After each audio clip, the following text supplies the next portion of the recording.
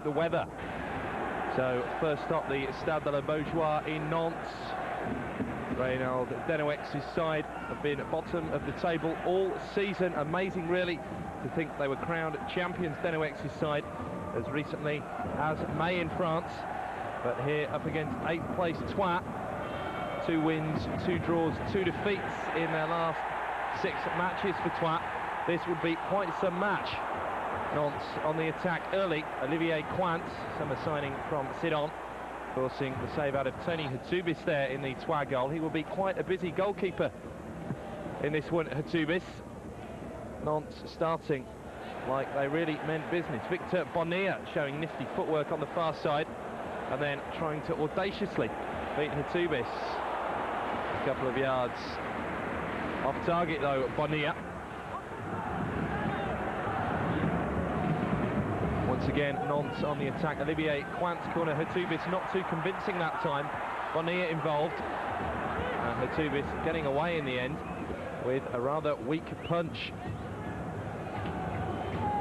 Well, but for the fact Nantes are in the second stage of the Champions League, one wonders whether Reynald Denouex might have been out of a job by now at Nantes. Such has been their poor form this season. 4 defeats in the last 6. Playing some good football here though. Olivier Quint involved before the effort being driven in low, saved by Hatubis once again.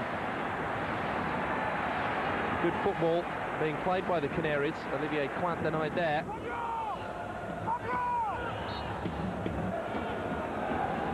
Still, the yellow shirts of Nantes came forward. Nicolas Gillet and Quint involved again. Bonilla once again inside the area.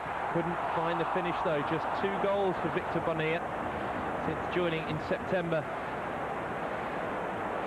from Toulouse. He was actually 4th top scorer last season in France, Bonilla. We'll be seeing a lot more of him before this game is out. Well, Jérôme Liwa, Jerome Rodden, even for Troyes, has been in fine form this season, crossing there for Patrice Loco to volley wide. What a goal that would have been.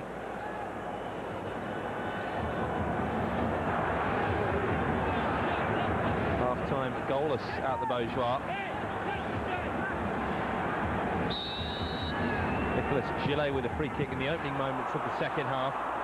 Palmed away again by that man Hatubis.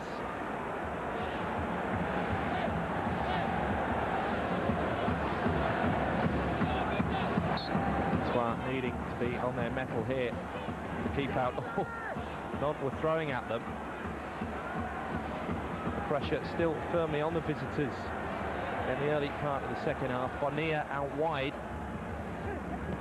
and finally when the ball came across goal, Nestor Fabry not able to keep his effort underneath the bar. Well, they're not faithful, wondering once again whether this was going to turn out to be another one of those nights.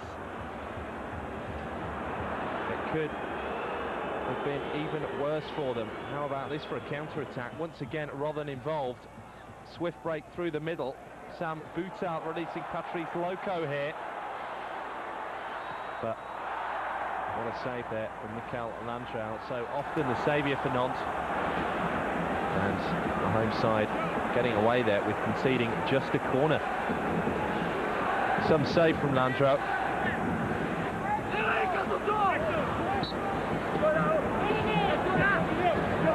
This was best period of the match. Rodden's corner dropped by Landreau.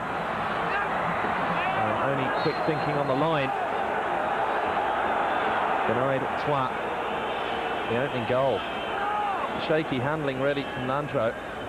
Thomas's effort cleared off the line by Mathieu Berson.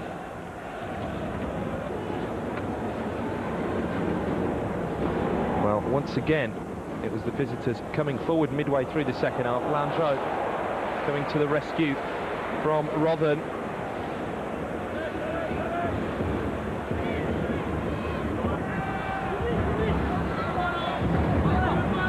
Now Stéphane Armand for Nantes.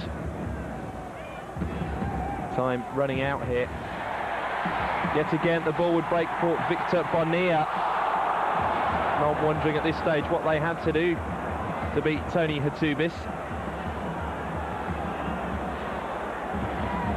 Since scoring in back-to-back games at the end of November and in early December against PSG and Montpellier.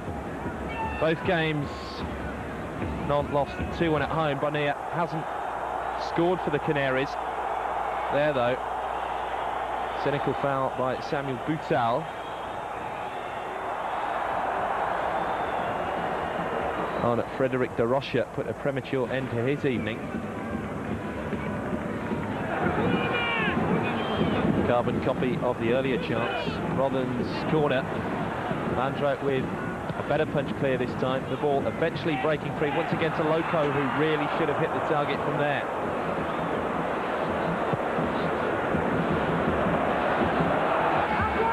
"85 minutes gone now, and this would be the moment that turn the match. Villarreal Moldovan, what a strike. A quite wonderful free kick from the Romanian. Missed a large part of this season through injury, Villarreal Moldovan. That's his second of the campaign, his first since August before getting injured. And it would turn out to be the crucial moment. A quite wonderful free kick, that's what it meant for Michael Landreau and the Nantes faithful. But still, there would be shaky moments. Jerome Rodden again. As Twat pushed forward, Patrice Loco and Landreau. That time it was his turn to come to the rescue. Both goalkeepers seeing plenty of the ball in this match.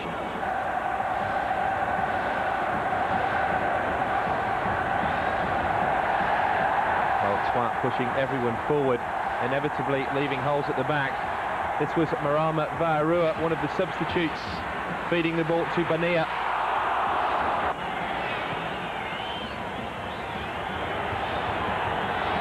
Twat with just two back, being carved open. Marama Vaarua through once again. Still, that second goal wouldn't come though. But for Hatubis, this would have been a heavy defeat for Twat. But Nantes. Well, on to what would be a very entertaining 90 minutes at the Stade du Bonal in Sochaux. PSG's away form better than their home performances at the moment. This 7th against 5th. And the hosts going close early on through Marcello Trapasso. PSG wearing their change strip of grey, despite offloading Nicolas Anelka at the end of the week to Liverpool. Goal scoring was not to be a problem for them in this game. That was Laurent Leroy breaking the deadlock in the 38th minute. Clinical finishing. Vincent Fernandez, no chance in the Sochaux goal. That was his first goal of the season, Leroy, and it would get even better for PSG. Just seconds before half-time. Take a look at that tidy finishing. Bartholomew Ogbesh is making quite an impact at the Parc des Princes. Just 17 years old. Ogbesh, a product of the PSG Youth Academy. This is his third goal in 5 games since breaking into the first team. And what a fine one it was too.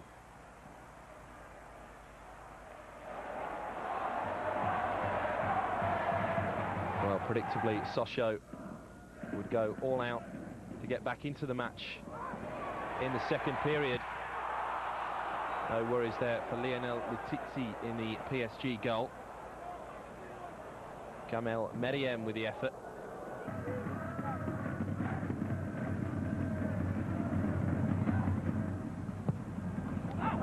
But PSG, whilst thinking about winning another game away from home, were plunged into darkness midway through the second half.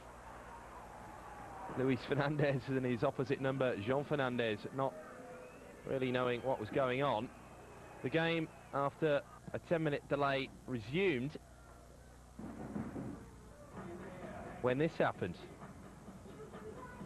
The lights off for a second time. Not often we see that. Luis Fernandez as perplexed as anyone. No doubt worried that his side were going to be denied another vital 3 points. Well, Gabriel Heinze we'd hear more of him before the night was out. But this was Sochaux when the lights came back on for a second time, trying to get back into the match. Heinz's second yellow earned him an early bar. So the dismissal of the Argentine Heinz reduced PSG to 10 men. This with just over 20 minutes to go. And although Sochaux would come close in the closing stages, forcing a great save there from Lionel Letizia.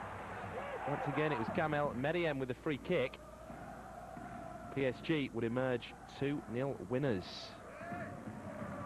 A third win in a row in the league on their travels after victories at Nantes and Metz. 6 wins in 7 domestic matches now away from home. Mercredi on a été solide, on n'a pas concrétisé, aujourd'hui on a été solide, même à 10 on a continué à pousser, on a fait bloc et puis surtout on a marqué 2 buts en première mi-temps qui a achevé les Seychaliens. Une victoire qui replace parfaitement les Parisiens à l'aube de la nouvelle année. Fine victory for PSG, a hard-earned one as well.